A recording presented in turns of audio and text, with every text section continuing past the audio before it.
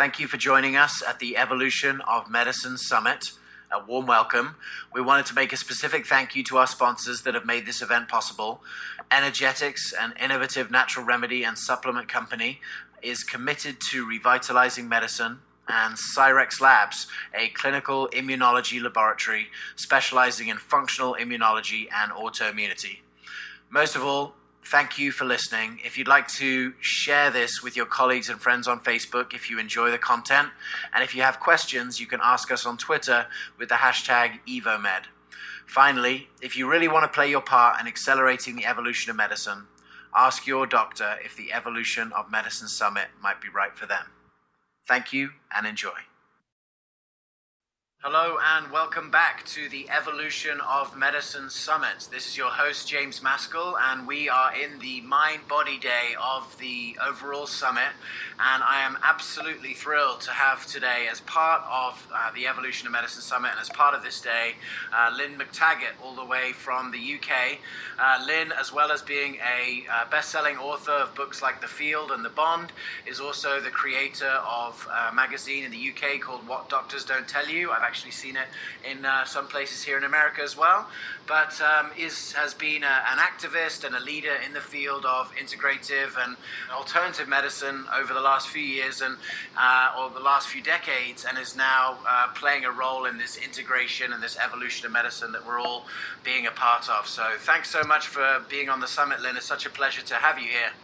Thank you so much, James. It's my delight to be here, too. Well, this is such a thrill for me because your books were in my household growing up, and my parents were a big fan of it, and so I sort of had an opportunity to be given these sort of ideas at a young age, and I really appreciate all the work that you've done in this field, and I feel like we're evolving as a medical system towards some of the ideas in there. So, I mean, I guess where I wanted to start, if we look at the ways that we are having success at actually reversing and preventing chronic disease, if we look at those people that are really being successful at it, there's always some element of community to it. There's always some level of interpersonal communication, whether it be looking at the fact that obesity is, contagious in your social groups, or when we're looking at, group visits, or the work that Mark Hyman did with the Saddleback Church, where he was getting people into groups. Does this, given your life's work, do these sort of results surprise you? Not at all, because they feature very prominently in my latest book, The Bond. First of all, when I started on this journey into examining why things like homeopathy and spiritual healing work, I started asking some basic questions. How can somebody have a thought and send it to someone else and make them better, as occurs in spiritual healing? How can somebody just stick needles in somebody and have them get better? Or take a pill that's so diluted, it would seem to be just water. And so all of that inquiry basically landed me at the foot of a number of physicists who were each discovering some new piece of reality. I mean, and everything in their discoveries upended everything we think about how the world works and how we work. And at their most fundamental level, what they discovered is that what underpins all of us, that separatism is an illusion. What underpins all of us is a field, a quantum energy field. And I wrote about that in my book, The Field, that we are just part of this enormous energy web. Most recently in my book, The Bond, it became really clear to me after looking further, not only in physics, but psychology, biology, more or less all of the ologies. What I discovered is that there is a bond. And by bond, I mean a connection so integral and profound that it's impossible to say where one thing ends and another thing begins. And you see that from everywhere from subatomic particles, which are constantly trading energy. They're not little billiard bowls of separate things. They're just energies and shapeshifters constantly trading energy with each other in a background field. And you see this kind of exchange of information and energy between our bodies and its environment, between our social groups, and in enormous large scales. We're affected by distant stars. So, and what I've discovered in my own experiments, doing intention experiments, is that these intentions are supersized in a group. So there is something about the group effect and the group connection and community that is essential to the human spirit and human health. Yeah, that's so interesting. So for people who might be skeptical of some of these concepts, Lynn, can you give some ideas of sort of, practical ways in which we could all see this in our lives that would help us to understand, just the sort of the way that things work on that level? Okay, well, just to demonstrate the importance of belonging in community, I can speak to that because you asked me that initially. First of all, there's so much evidence about everything I've been talking about. I mean, my books are very much rooted in science. It's all frontier science. It's not science that's accepted by the old orthodoxy, but it is orthodox science. And that's what's so exciting about all of these discoveries. But looking at group effects and belonging, I mean, human beings were made, every fabric of our, every part of the fabric of our being was made to connect rather than compete. And we see this through a number of signatures. One of the most basic is our need to belong. If you look at studies of suicides kill themselves, according to psychologists, because of excessive individuation. In other words, they feel left out. And many cultures use banishment or ostracizing as they reserve it for the worst punishment because they know that is the one thing human beings cannot bear. And you see its effect on health in a number of really interesting studies. One of the studies that I really like is a study of Japanese and heart disease, because the Japanese confound every possible expectation. They smoke like chimneys, but they don't get heart disease. And this completely confused epidemiologists in America because that occurs in Japan, but then when they move to America, a number of them develop heart disease in the same percentage as ordinary Americans, but some don't. So the epidemiologists wanted to look further to find out what this was. And they discovered, interestingly enough, it had nothing to do with diet. Didn't matter whether these Japanese were eating Big Macs and fries or tofu and sushi. That didn't make any difference whatsoever to their heart disease statistics. The only thing that mattered was whether or not they had recreated the close social ties that they had in Japan. And they even went over to Japan, these Americans, to talk about this amazing X factor of impregnable good health.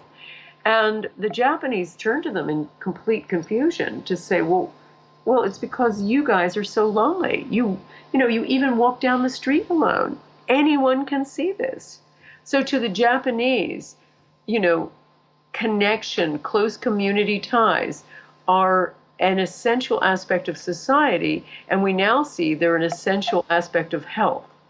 And you see that in everything, close community ties keep you from depression, even they protect you from the common cold. It's amazing, because I was just thinking about the blue zones, all the different areas around the world where they live consistently to 100, and I'm thinking in the areas of Greece, they drink heavily, but they have community. In Loma Linda, California, it's unbelievably polluted, but they're all still, they're healthy because they have the community. It seems like that community is the one thing that's sort of equal to all of those blue zones, even though, on a diet and environmental medicine end, they're just a lot more, they don't have a consistent pattern. Absolutely. And it's so interesting to see what happens in the dynamic of a group. I looked at that too, because I was looking at, what should new neighborhoods look like? In the Bond, I was basically looking at a very big picture and saying if we were not meant to be competitive, we're living out of step with our true nature, and that's why we're in the mess we're in right now in every regard. So how would we live? And one of the things I started looking at was the power of community in small groups. And what's really interesting is to see that when you have a group working together for a common goal, it's called a superordinate goal. It's a way to overcome conflict, but also what happens is everybody's brainwaves start operating in synchrony. So you have this beautiful big superorganism that happens. And I think that kind of connection is what we were supposed to have. And that's what's missing. But as you say, it's the one thing that you can pick out of all of those blue zones, the one thing that's really powerful. And if you were going to take two pieces of advice that I could give anybody for maintaining their health, it is cook from scratch with organic food and keep close social ties. Join a community next year, whether it's a bowling group or reading group or whatever. According to scientists, for every group you join, if you join one group next year, you have your chances of dying. And Facebook groups don't count, right? They do. I mean, it's in person is better, but I've set up a lot of intention groups on websites, and there is amazing connections between people that we've observed and cataloged. That's amazing, and I really, that brings me on to, I guess, the next point that I want to talk to you about, which is the placebo effect. Through the functional forum that we've been doing here with doctors in New York, been really thinking again about whether or not the placebo effect should be treated as sort of like a trick or a bad thing, in this next evolution of medicine, because it seems like it makes a lot of sense on a lot of angles to really understand the placebo effect and try and make it ubiquitous through all of our living. And I would say that those people that would sort of poo-poo what you're saying and say it's just the placebo effect, that's not really an evolved way of thinking when it comes to a force that has the ability to sort of bring people back to health in a very consistent and effective way. What are your thoughts on the placebo? Well, the placebo effect is the best drug we have. It works 60 to 70% of the time. No drug can match that efficacy. So let's just assume that something like homeopathy is placebo effect. And I do not believe it is, and I think there's plenty of science to back that thought up. But let's just say it is, and it works 60% of the time. So what? It works. I mean, if you just look outside yourselves at the mass of illness that is walking around in every Western culture, then whatever it takes to get people well, I think is really important. And here's the bottom line. We are complex beings. We are energy systems ourselves. And part of that energy is our thoughts. And I've been demonstrating this in intention experiments, using groups of people under controlled scientific conditions, working with scientists at universities to test the power of thought. And we've demonstrated that thoughts have enormous power to affect everything from plants to water to, populations. And we've run 26 experiments to date, but we're not obviously the only ones. I mean, there have been masses of evidence looking at the power of thought. So if the power of thought is an energy, and belief is really important, and can shift and change and upgrade or downgrade, express or down regulate genes, then it's an important, essential part of the healing process.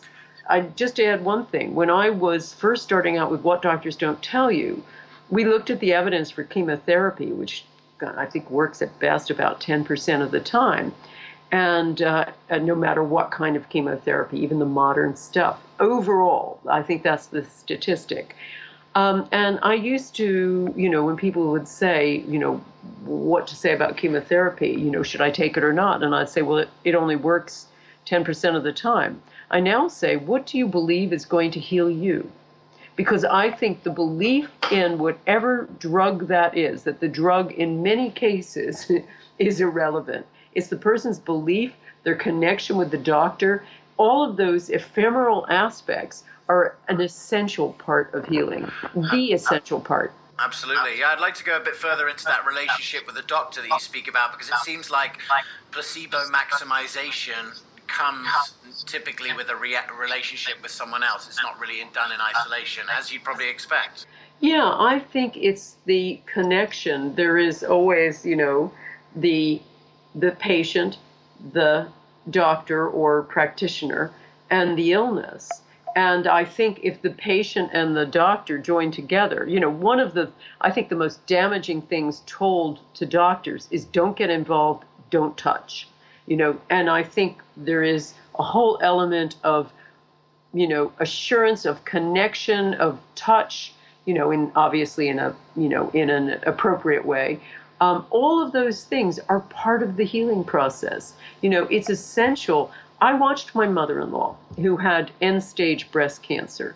She was given 3 months to live by the ordinary medical establishment, her GP. Fortunately, we knew of a doctor who had been treating holistically, fully qualified MD, but who was using, supplements and a coterie of holistic means to cure no-hopers, cancer patients and multiple sclerosis patients. We brought her to Dr. Kingsley, and he said he examined her breast. And by the way, she had a breast that was practically ravaged, completely ravaged. It was an open sore, basically, from breast cancer. And he just looked at it, didn't blink, and said, I think we can handle this. And I knew right there, because I was in the room, just being with her. And I knew at that moment she was likely to be healed, which she was. She went on to live many more years. He completely reversed her cancer. So I think the hope that a doctor brings into things, rather than just a diagnosis, is also an essential part of the healing process. Yeah, absolutely. It's such a, you can understand why it would make some people squeamish, though, to discuss these kind of things and sort of endorse these type of things. But it just seems like finding some way to engage that power consistently is going to be a big part in this evolution of medicine. Well, I think what people will come to, and doctors need to be liberated from their current mindset, which is being controlled by a very lucrative industry, the pharmaceutical industry.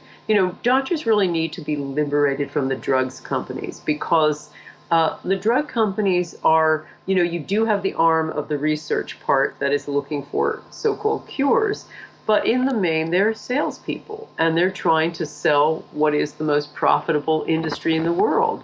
So I think doctors are caught in that kind of mindset, whereas the medicine of the future, I think the doctors will have a whole grab bag of modalities to choose from, and to look at some areas that work better than others. And some medicines work better for certain conditions than others. And by medicines, I'm talking about it in the broadest sense, with a whole coterie, everything from homeopathy and acupuncture to energy medicine, energy psychology, to high-class, high-tech surgery.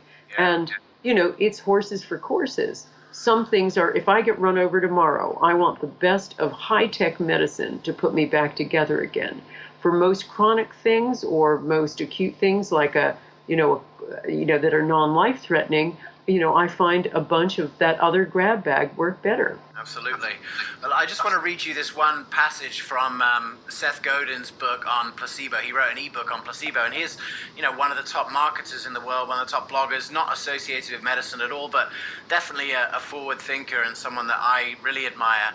I just want to read you this part from her book and get your thoughts on it. He says, "Let's start with just one clear scientific study to dispel anyone inclined to be skeptical. In not one, but two extremely rigorous studies of lower back pain, one of the most expensive and pernicious ailments of an aging population, researchers found that acupuncture was twice as effective as traditional medicine, Western medicine techniques. Interesting. More fascinating, fake acupuncture was statistically as effective as real acupuncture. The cost effectiveness here is so clear that it's a no-brainer to prescribe acupuncture to every low back pain sufferer. Might as well do the real kind, since there's nowhere to send people who want the placebo alternative." So he says, if a placebo can change the way wine tastes and the way that your back feels, Why is it something that makes us squeamish to discuss? We've built a secret moat around the placebo, placed a taboo about talking about it, and diminish its role in our lives. It's almost as though we expect that talking about the placebo will make it go away, whereas research shows that this isn't true. The placebo is so powerful, it has no need to hide. I just think that's such a great piece that he's written there, and I think it's so powerful, and I think that part of my thought of the evolution of medicine is we've got to start with the least invasive and least costly things first. And if those things don't work, then we can go to the much higher cost things. But if you've got a 31% chance of the drug working and a 30% chance of the placebo, let's just start with the placebo. You know, it's free. We can see how we can maximize it and maybe take it higher to 30, where we see it in some scientific experiments where it's 80. Let's get that up and do that, and then, you know, we can work with the more costly interventions afterwards and the more invasive interventions. But it seems sensible from an economics point of view, from a health point of view, from an empowerment point of view, from just an efficiency point of view, that we have to start with the least invasive things first. And I think the placebo is the least invasive of all therapies.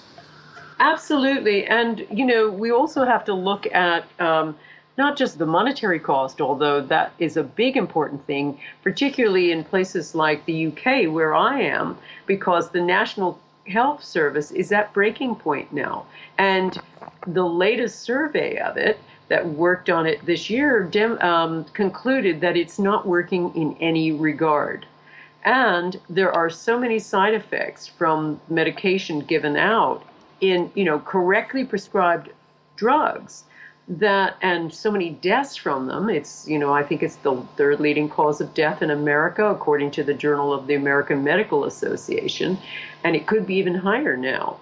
But we have to look at the cost to patients. The drugs for chronic problems are, in the main, not working. And by working, I mean not curing. And not only are they not curing, they're causing many unacceptable side effects. And we also know that a lot of the science, you know, you brought up science, a lot of the science around drug-based medicine has been demonstrated to be fraudulent. One of my favorite books at the moment is a book called Deadly Medicine and Organized Crime. It's written by a guy called Peter Ghosh, who is the head of the Cochrane collaboration in Denmark. So he is one of the top researchers who evaluates drug trials to see whether or not what they've concluded can actually be stated.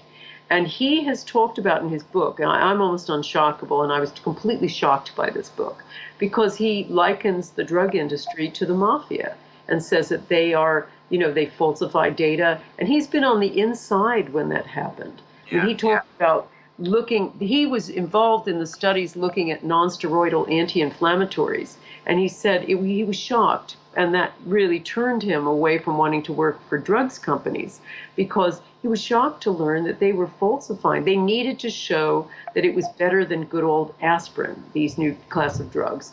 So they basically falsified. They had no evidence to demonstrate that these things bring down inflammation. And that, to me, is shocking. But we see it over and over again because we read the medical literature. That's how we do our reporting for what doctors don't tell you. And over again, you've got the big journals, like the British Medical Journal, talking about fraud. And now, I think the latest thing, you know, the Public Library Open Access Journal, also, I think they said it's something like about 75% of all drug trials could have been manipulated, falsified, you know, best foot forward, all of that stuff. So the science is dirty underneath all of this, and small wonder why so many patients are suffering. So that puts a really important spin on the need to embrace other less dangerous, less invasive forms of medicine for more chronic problems. Absolutely. So if we were to take the conclusions of your book, of the field and the bond, if you're speaking to people right now who want to sort of engage these forces, you know, even before you're going to an alternative doctor or doing functional medicine or anything else like that, what are some of the main things that people can do to engage these, you know, these processes for themselves, the connection between people and so forth, you know, to work in their best interest so that they can avoid, you know, hopefully the majority of those sort of higher risk interventions of pharmaceuticals? Okay, well, I think number one is to understand that you have a number of layers as a human being, and that each of them has to be addressed in a sense. Your diet, of course, you know, your environment, because we're now realizing, not only from the field and some of the discussion I've had about that, but in the bond I talk about the fact that we are basically built from outside in. We've believed up until now that we are assembled only and exclusively from our DNA, and that the DNA creates the tissues and the cells and organs, etc., and that we're a wholly enclosed, self-contained entity. But we now realize that genes are like the keys of a piano. They sit there silently until they are expressed, and what expresses them is a quartet of atoms that sit above the gene, and this is the epigene and epigenome, and what expresses them are environmental influences, the food we eat, the water we drink, the friends we have. You know, the sum total of how we live our lives is constantly affecting those atoms, which are turning genes on or off, essentially, at every moment. So we have to look at ourselves as an entity that is not isolated, and that is not just a batch of chemicals and electrical signaling. We're an energetic system that is fed and affected by our environment. So it's important, really important, to look at your diet and your water, quality of your water. It's important to look at the air you're breathing. It's important to look at the society you're keeping. Are you happy in your life? Are you feeling fulfilled in your job? Do you have close friends? Do you have a good, close community? All of those things. What are your stress levels like? And so any doctor practicing the new type of medicine will look at this person in relation to their environment, and that some totality will give them important clues about that person's health.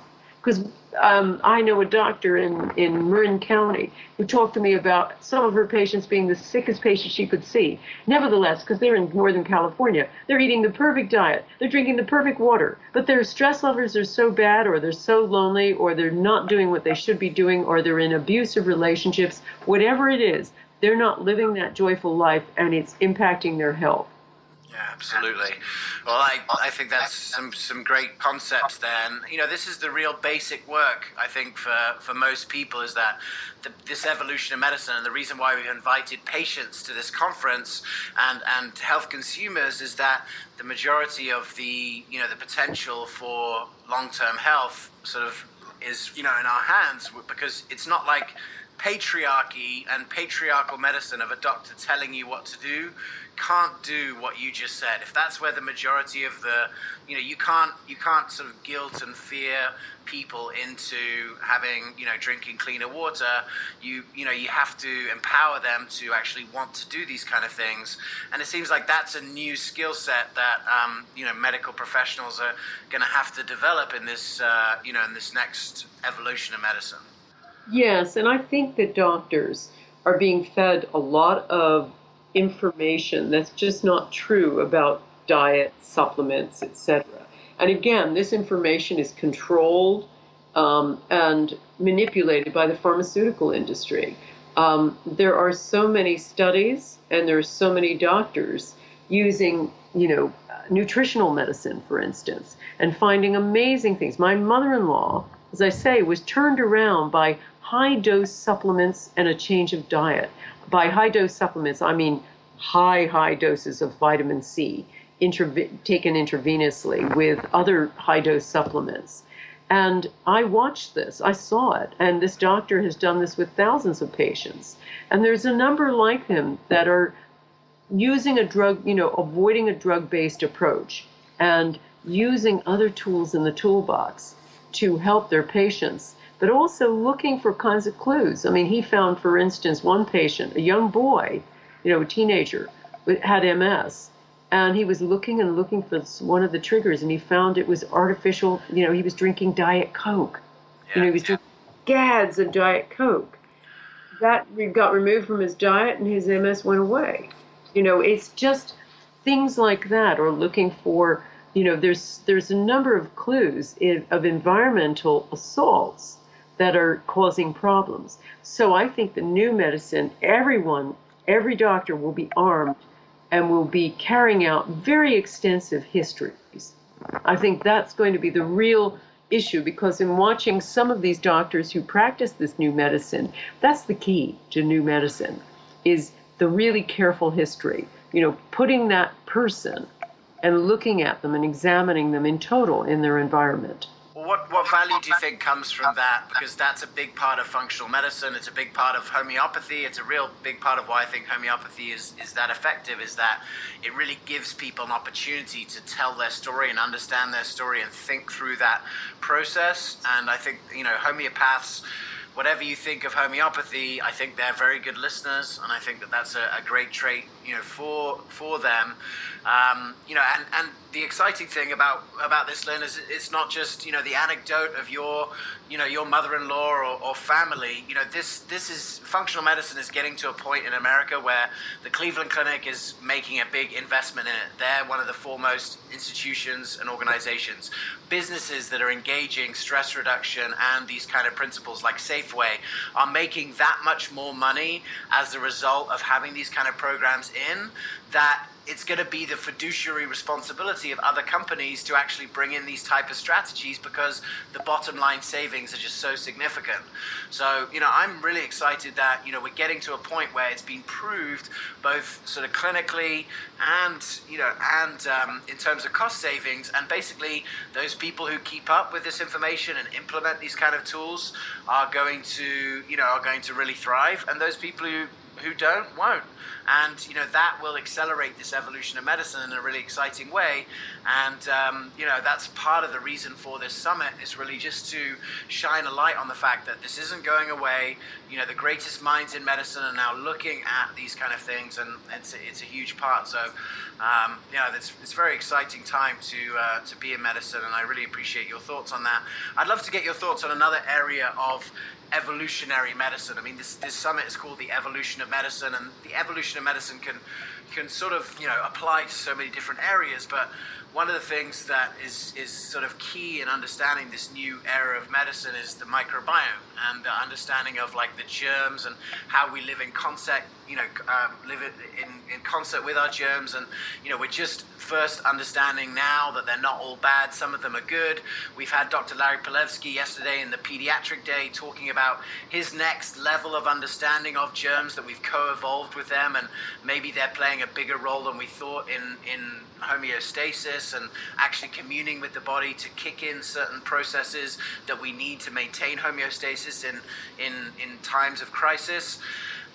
It seems like the microbiome is a great learning tool for everyone in medicine to understand this holism, this system, this intricate network, because here are things that we've sort of assumed were bad that are now good. And, I think it seems like a great learning lesson for everyone in medicine about holism and interconnectivity and evolution. Absolutely. We had a very primitive understanding of, when we first discovered antibiotics, which are, believe me, they're brilliant tools. I mean, again, just allow me this personal anecdote. If it weren't for antibiotics, my mother would have died at 24 when she was taking what were, experimental drugs, and I wouldn't have been born. So, they're fabulous for certain life-threatening things. But because they've been so abused, they've also contributed to the ill health of untold millions, because they're given, so often. And as you say, there's this huge underappreciation of all of the good guy bacteria in the gut and how that gets wiped out, and that can cause problems for years. So we are starting to learn that we do have this symbiotic relationship with the bugs around us, and that the whole, that's also interesting, the whole hygiene hypothesis, saying that, kids who play around in dirt a little bit more are less atopic. They don't have a lot of the allergies that their very hygienic friends do. So there's that. Its application in all sorts of things, from vaccination to when do we wipe this stuff out, and looking at new kinds of ways, because we're about to face an antibiotic crisis, new kinds of ways to kill, important bugs. Now, we've just done a really interesting story for What Doctors Don't Tell You about a woman who, and there's a number of cases of this, a woman who just used essential oils to cure her husband's MRSA, when the doctors just couldn't do anything more for them. I mean, it wasn't like they avoided medicine. They were very skeptical of using these oils, but they had nothing else, and it cured it in 2 weeks. So there's so much we can learn about how to deal with bugs, how other things that do kill bugs, and the substances in nature, or the other kinds of medicines that we can employ, and when it's important not to kill these bugs. Yeah. So I think that is a really important element. I sort of have given how important the bugs are in all areas of medicine. I mean, we're seeing on Sunday, we've got the doctors' conference, and we're looking at the gut. This weekend is the release of the first medical journal on the gut-brain connection. There's so much science coming out that it's happening, and this weekend it comes up. And Dr. Perlmutter will be speaking about that on Sunday because he's the editor of that journal. But it seems from all of, on Sunday we're going to look at, immunology, autoimmunity, psychiatry, all of these areas that are affected, even endocrinology, by microbes. It seems to me likely that part of the mechanism of the placebo effect and also these mind-body techniques might be, sort of like a deeper level connection with these microbes, because it's also being shown that we can make big changes in our microbial composition and effectiveness in a very short period of time. And so people have always wondered, well, look, what is the mechanism by which people have a spontaneous remission or, otherwise like that? And it seems like there's at least potential that the microbes doing, the job of either reducing inflammation or increasing it or otherwise, could be part of that mechanism. It could be, and I'd like to stress part of that mechanism, because when I think of healing of any sort, there is an enormous change. If you think of a movie, think of the midpoint of any movie, and most movies are written in a very, formulaic way. And the midpoint is the sudden giant realization of something. In a way, the body has that too. So you can't, when there's a healing, many things start changing. So that's why I like to stress the holistic model, that the patient, you have to look at it in totality. And then with making certain shifts, the bugs don't just do the job, the patient's emotions and belief system does the job, plus his dietary changes do the job, plus maybe his exercise things. And then there's also maybe some substances of some way that are helping him overcome that, whether it's homeopathy or a drug. Absolutely. Are helping him overcome that illness. So all of that seems to work in concert. Yeah, no, exactly. Well, I really appreciate all of the information that you've shared about, I think The Field and The Bond are great books for people to start with. But I want to just sort of switch tacks now and talk a little bit about what it's going to take for us, either in the UK, in America, because I think there's, very similar forces at work, for us to actually be able to get to this more evolved medicine. Because it seems like, to me, is that this is, especially in America, this is ready for prime time, this is happening, but there's certainly forces that are potentially getting in the way of us as, as consumers of healthcare and as purveyors of healthcare, of getting to that more evolved system, because obviously it's an extremely profitable system right now. Can you just sort of give us a lay of the land of where things are on your side of the the channel, and sort of maybe just talk a little bit about what some of the blockages are that are stopping us from getting to an evolved medical system, and then maybe we can talk a little bit about what each of us can do to change that. Okay. There is, as you correctly identified, there's a lot of money at stake here. And the pharmaceutical industry is seeing the writing on the wall that people are leaving, the drug-based approach, and they're wanting other things. They're wanting alternative medicine. They're wanting integrated medicine. They want to use a lot of approaches. And so over here in the UK, and this will also affect America, Brussels, because of course the UK is part of the European Union. Brussels is basically, runs and dictates many of the laws for trade, and that the UK has to abide by. And there was a very political, very industry-backed campaign to limit vitamins, to limit herbal medicine, to limit a number of superfoods, all those kinds of instruments of holistic health. There are laws afoot that will be, severely limiting vitamins to low doses if these all go through. Now, the laws have been passed; they just haven't decided on the safe upper limits. But we have been working with a number of organizations that have been challenging this legally and have been inside Brussels quite a bit. So we're party to a lot of what's gone on, and it's been there have been a lot of political industry-led maneuvers in order to make it a very level playing field, to give the big pharma a chance to sell cheap, low-dose vitamins, as opposed to the small, innovative companies who have the real therapeutic vitamins. So that's a big threat here. The UK also, being a small country, is party to a number of industry-led forces and little organizations that have had an untoward impact on trying to limit integrative medicine. They've managed to successfully block the teaching of integrative medicine in the medical schools and some of the other schools. These organizations are trying to ban our publication, What Doctors Don't Tell You, which is an extremely respectable, and we've been around for 25 years. We have scientific editors working on it with giant CVs and a long history of working on both sides of the fence, also for the drug industry, so they know their way around medical studies.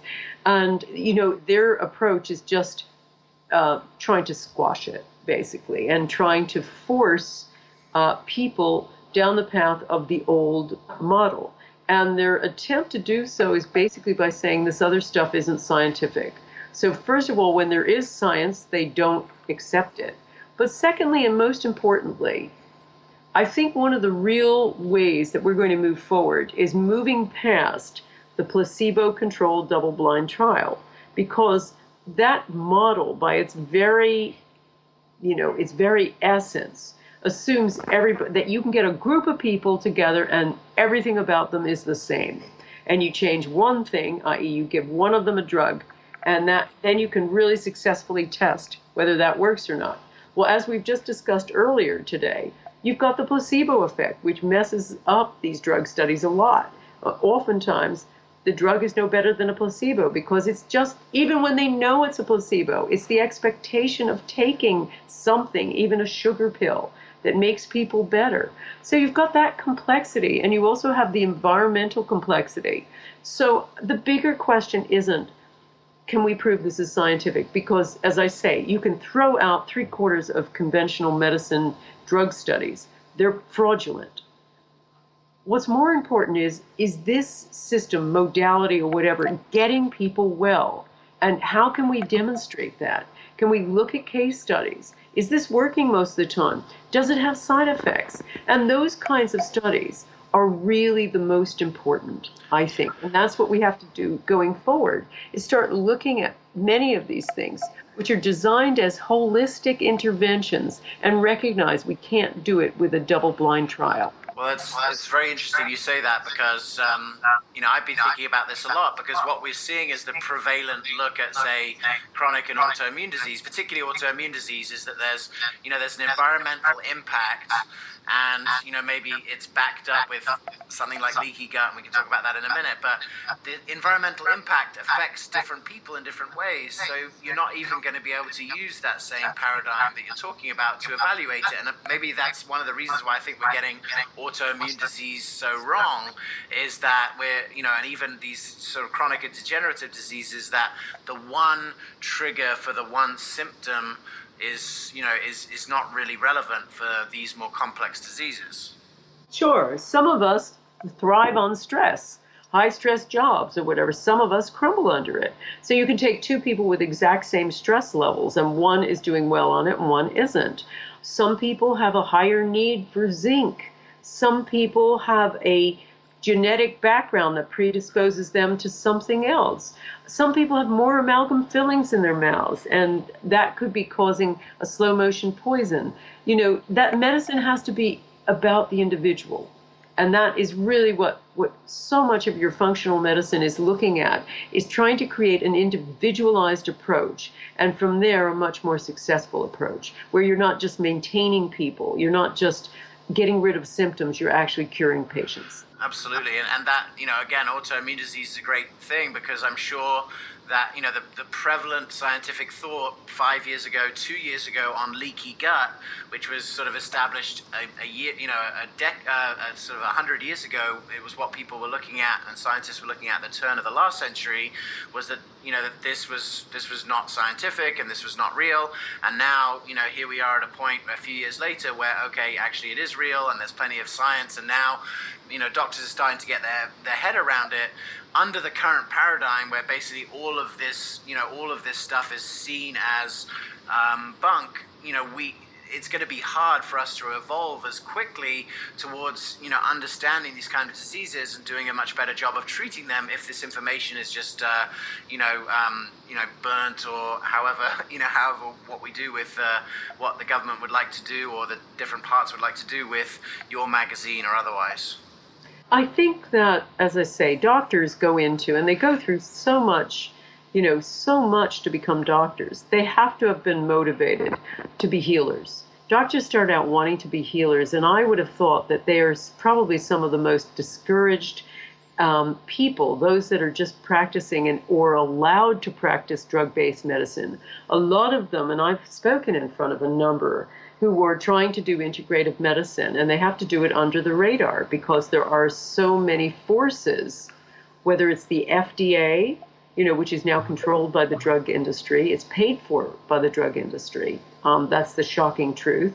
Or, the medical societies, which are also infiltrated by the drug industry. All of these, doctors need to liberate themselves from the pharmaceutical industry. That is purely and simply what needs to happen. And so I think that wonderful groundswell of interest that's happening in the organizations in America, I hope eventually will happen in the UK. Right now, there are, as I say, forces at work that it's really a medical McCarthyism over here. And the worry is, in the States, there are, the UN's, they have organizations that are trying to harmonize vitamins and nutrients around the world. And so they will also try to put forward the legislation, and also in America, that will limit vitamins and minerals. Luckily, there's just this mass industry for it, and so people, I hope, will jump up and down a lot. But all of that counter force that's going on right now are I believe, the lashings of a dying dragon. And that what it really is going to take is doctors also coming together and starting to have the bravery to start practicing some of this. Absolutely, and yeah, it's certainly, bravery is one part of it. And on Saturday, what we're going to be talking about, part of the medical summit for this Evolution of Medicine Summit, is actually talking to doctors who have done this and have built models around doing it. Because what we see is that there are a lot of doctors that have taken this clinical training already. In the Institute for Functional Medicine, for instance, has 100,000 doctors that have taken some part of their training, but such a small percentage of them are actually doing this medicine, because it's very hard to do it with insurance. It's very hard to do a listening medicine. Functional medicine is very involved with taking people's history and listening to them. You can't do that in 7 minutes. And so, there are other ways that people are starting to do that. We've got real efficiency being done through telemedicine. I'm really excited for anyone who's listening to this who wants their doctor to do more of this type of work. Listen this weekend to Dr. Shilpa Saxena talking about the group visit model. She's been able to build a group visit model for chronic disease management and do it on insurance, where instead of people having a 5 or a 7 minute visit, they're actually having a 90-minute visit. They're getting the power of the group. They're getting the community that's developed. They get to hear from other people with the same disease. Plus, they're getting the same quality or a higher quality of care during those visits as well as if they were doing it individually.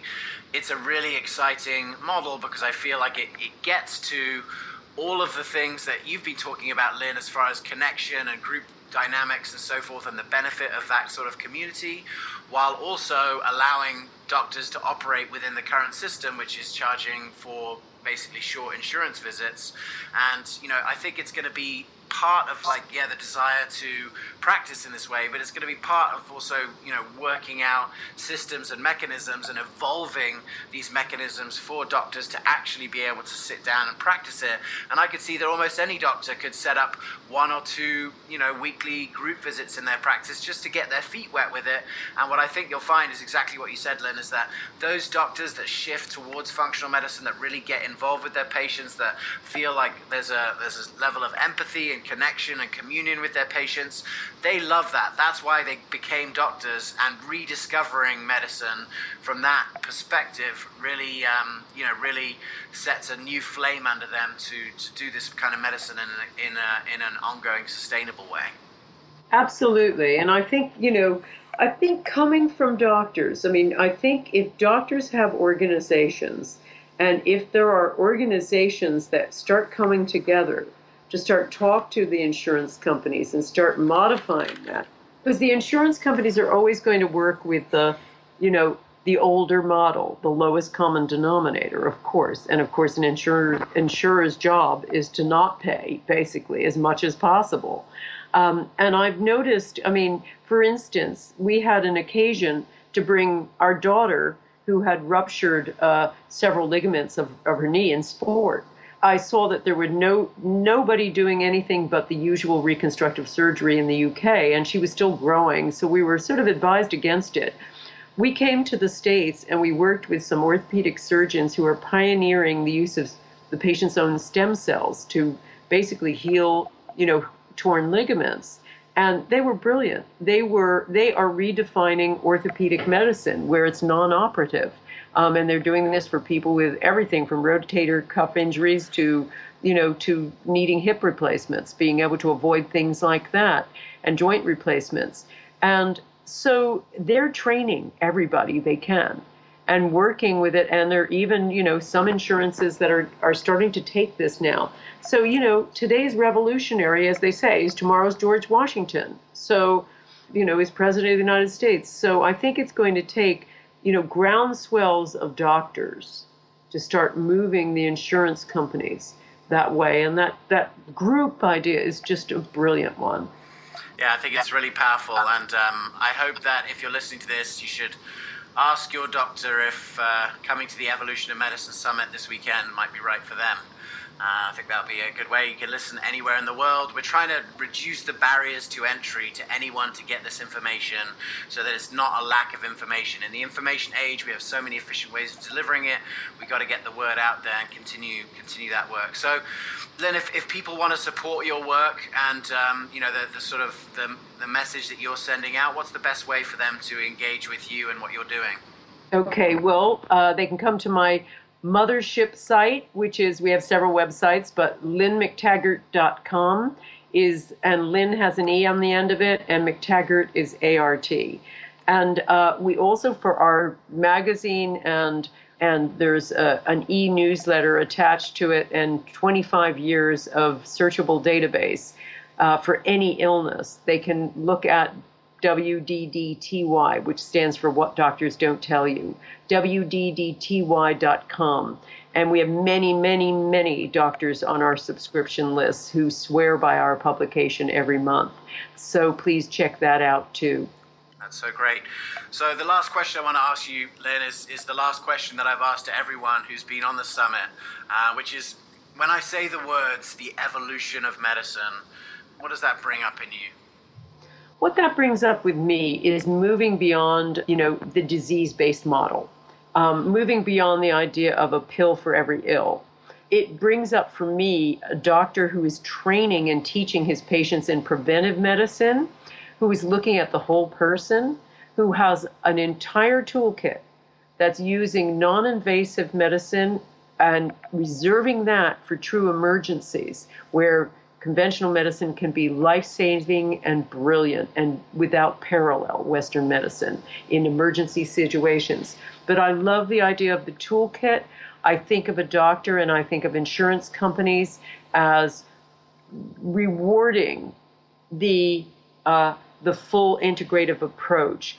I think of it as there being a tolerance and no more of this medical McCarthyism that's trying to attack and belittle and destroy alternatives. And I also see, most of all, doctors being set free from the pharmaceutical industry, which really needs to be decoupled right now. We need to decouple for-profit medicine in terms of drugs, etc., and make it doctor-based, doctor-centered, and doctor and patient connected.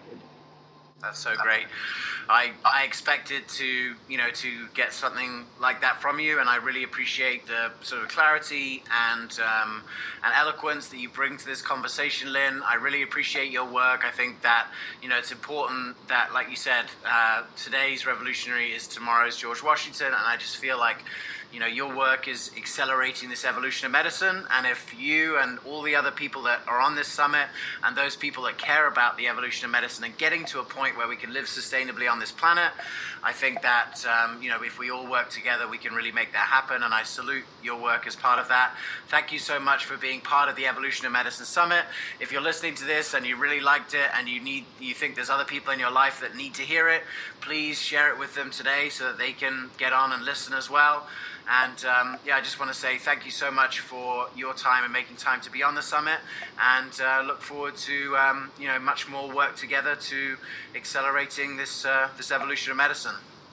Wonderful, James. Thanks so much. It's been my honor to be part of this. All right, thank you. This is the Evolution of Medicine Summit. I'm your host, James Maskell, and we'll see you next time.